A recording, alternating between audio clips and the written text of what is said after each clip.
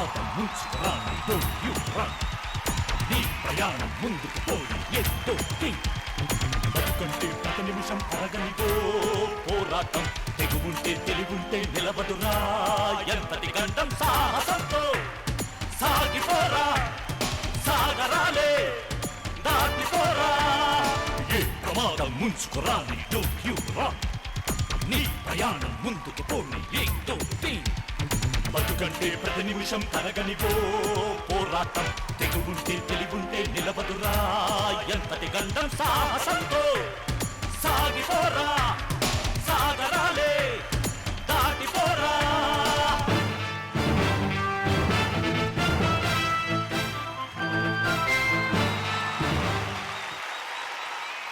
Okay, so వాళ్ళకి ఇచ్చిన task finish చేశారు నలుగురు కలిసి. అండ్ సో దీంతో సక్సెస్ఫుల్ గా ఆ కిరాణా కొట్టు పెట్టడానికి అవసరమైన మిగిలిన ఆ 25,000 రూపాయలు ఈ పిల్లల చేతి మీదుగా ఆ తల్లికి అందబోతున్నాయి. లక్ష్మీదేవి తలుపు తట్టింది,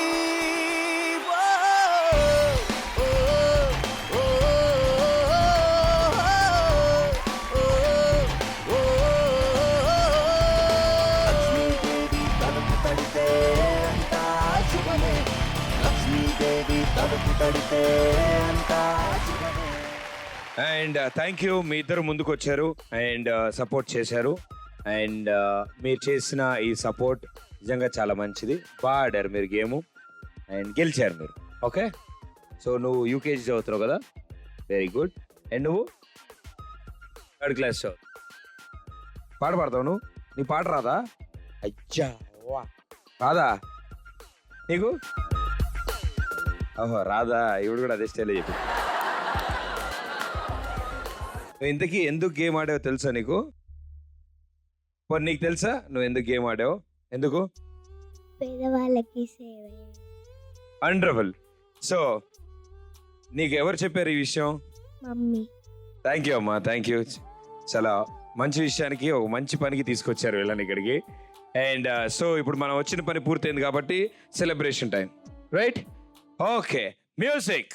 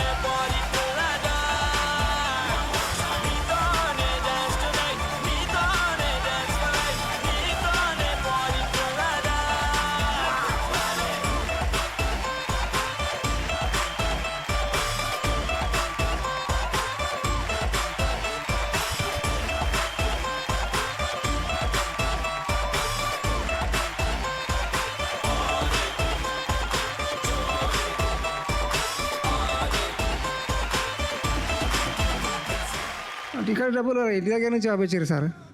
సంవత్సరం పాటు ఏం చెప్పారు పోలీసులు? ఏం చెప్పారు? జైల్లో ఉంచారా? కూలి పని చేయించారు సార్.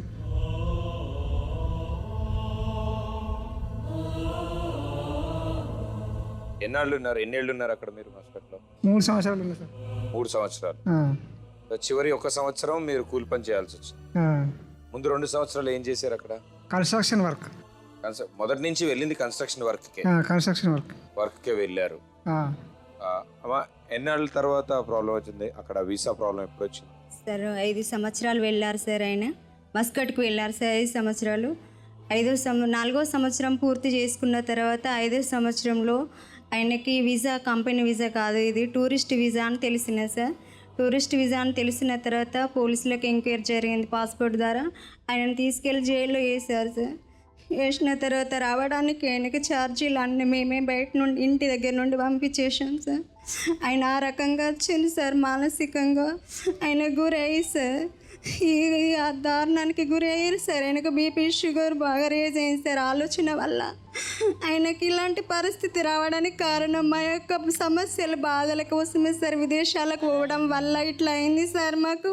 బ్రతుకే నీకు బరువైతే ఆ భారం దించుకో.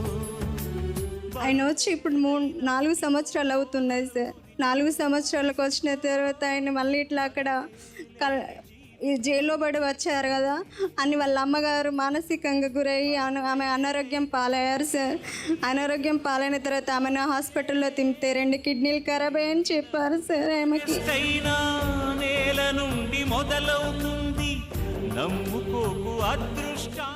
ఆ కిడ్నీలు ఖరాబ్ అని చెప్పి ఆమె బ్రతికేది ఎన్ని మందులు వాడినాయని బ్రతికేదని చెప్పారు సార్. ఆమె కూడా చాలా ఖర్చు అయిపోయింది సార్.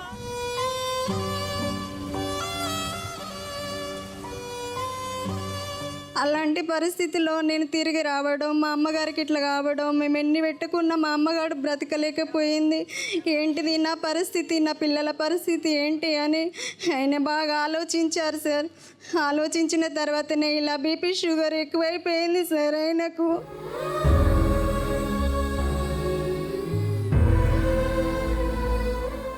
ఇలా అయిపోయేసరికి అయినప్పటికీ చాలా బాగుండేవాడు సార్. చాలా మంచి పని చేసి మా పిల్లలను మమ్మల్ని పోషించుకున్నారు. చేరో పని చేసుకొని మా పిల్లలను చదివించుకుంటూ సార్ మేము జీవితం కొనసాగించినాం సార్. మధ్యలో ఈయనకు బీపీ షుగర్ రావడం వల్ల ఇలా అయింది సార్.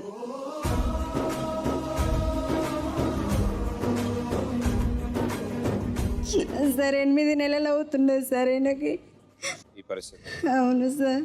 8 నెలల క్రితం పనిచేసేవాళ్ళు. 8 నెలల క్రితం పని చేస్తున్నాడు సార్. మేము 2 సంవత్సరాలు అవుతుంది కరీంనగర్ వచ్చి అద్దె కిరాయిలో ఉంటున్నాం సార్. మాకు ఉండడానికి ఇల్లు లేదు, మాకు ఏం లేదు సార్. మాకు మేము చేసుకుంటే తిన్నట్టు లేదంటే పస్తులు ఉన్నట్టే సార్ మా పరిస్థితులు. మాకు ఏమీ లేదు సార్. మా అమ్మ వాళ్ళకి ఏమీ లేదు, మాకేమీ లేదు సార్. నాకింక లోకంలో ఏముందని అలాంటి పరిస్థితిలో నా భర్తకి ఇలా రావడం చాలా ఇబ్బంది సార్. నాలాంటి పరిస్థితి ఎలాంటి ఆడపిల్లకు రావద్దు సార్. ప్రాణమా నీ విన్నది నిజమా, నీ కన్నీళ్ళే నా చిరు. 8 నెలల సర్టిఫికెట్ను అమ్మ ఎలా చూసుకుంటుందో నా భార్య నన్ను అలా చూసుకుంటుంది సార్. 100 దేవుళ్ళే కలిసొచ్చిన అమ్మా నీలాగా చూడలేరమ్మా. కోట్ల సంపదే అందించి నా పిల్లలకు మంచి చదివిపియాలని, మంచి జీవితం ఇవ్వాలని నేను అనుకున్నాను సార్. కానీ నా లైఫే కొలాప్స్ అయిపోయింది. ఆశలను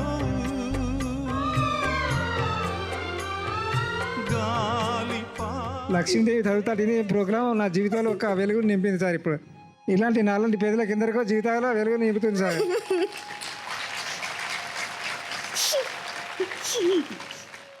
ఈ ఆలోచనకే వందనాలు సార్. Thank you sir. ఎట్లాగో నా జీవితం ఎట్లా ఉన్నా తల్లి గురించి అంకితం ఇచ్చిన. ఇప్పుడు నేను ఈ పాపకు అంకితం ఇవ్వాలనుకుంటున్నాను, అంతే అండి.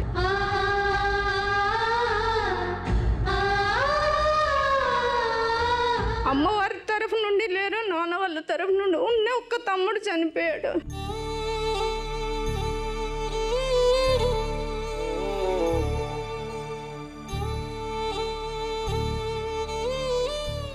ఇంకా మాకు ఇంటికి ఎవ్వరూ దిక్కు లేకుండా అయిపోయాము.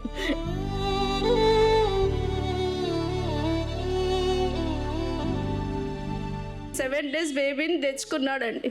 తెచ్చుకున్నారు, ఎంత అల్లారు ముందుకు పెంచుకున్నాడంటే గుండెల మీద పెట్టి పెంచుకున్నాడు.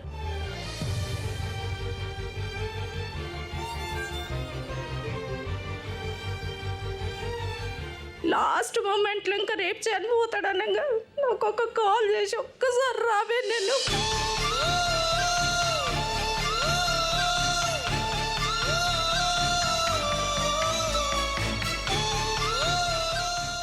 నా చేతుల్లోనే. ఇది తెలిసిందా గాలిపటం తన గుండె పగిలి కూలుతుంది. గోధుమ రవ్వని చక్కెరేసి నీళ్ళకు చావ చేసి తినిపించి స్కూల్ పంపించేదమ్మ.